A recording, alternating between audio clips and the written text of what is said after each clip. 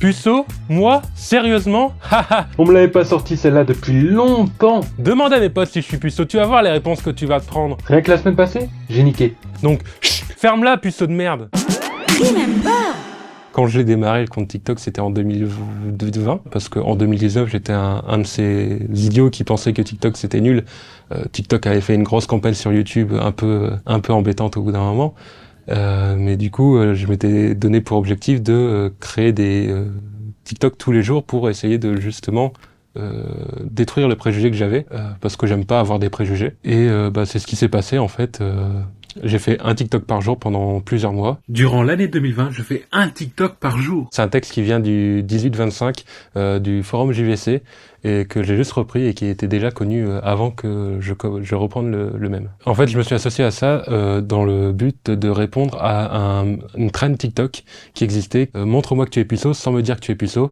Montre-moi que tu es puceau, sans me dire que tu es puceau.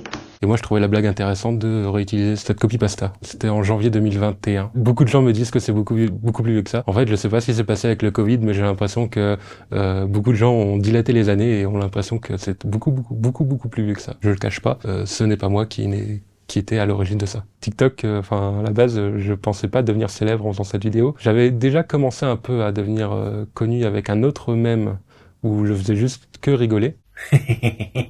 Et là, j'avais commencé à avoir 15 000 abonnés. Mais non, je m'attendais pas du tout à ce que ça perce. Donc je pouvais rien prévoir en fait. C'est arrivé comme ça. C'était vraiment juste utiliser le texte avec le trend TikTok à l'époque. J'avais pas cette vision de réfléchir à long terme au départ, parce que vraiment c'était juste une blague que je faisais tout seul dans ma chambre. Je pensais pas qu'elle fonctionnerait aussi bien, et du coup j'avais aucune visée de est-ce que ça va m'empêcher de séduire, est-ce que ça va m'empêcher d'avoir des relations sociales avec des gens, ou ça va avoir un quelconque impact par rapport à ça. Ça fait étrange parce que je me vois utiliser un peu partout, parce que moi je suis quand même quelqu'un qui est très sur les réseaux sociaux, donc quand quelqu'un m'utilise par exemple sur Twitter, je le voyais à chaque fois des gens qui me réutilisaient et je trouvais ça marrant en fait. Des fois je m'y attendais pas et ça arrive comme ça. En termes d'impact sur ma vie, ça a eu principalement beaucoup de positifs avec sur les réseaux sociaux, un peu de négatif de temps en temps dans des relations, mais beaucoup de gens qui comprennent finalement ce qui se passait. Aujourd'hui mon travail c'est d'être data ingénieur. Mon travail c'est de récolter des données, pouvoir les transformer pour qu'ensuite un data scientist puisse leur donner de la valeur. Mes collègues au départ étaient même pas au courant et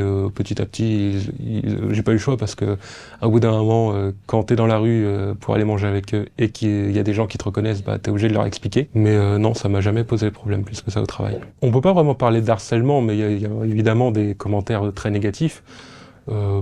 Personnellement, ça me dérange pas. Je sais qu'Internet, c'est le jeu aussi, d'avoir des commentaires négatifs. En fait, ça me fait rire plus qu'autre chose d'avoir des commentaires négatifs parce que des gens je me dis que des gens qui prennent du temps pour écrire un commentaire à quelqu'un qu'ils ont vu, ça me fait rire plus qu'autre chose, quoi. Donc non, j'ai jamais eu d'harcèlement, mais à part ça, ça va. Oh, Mini!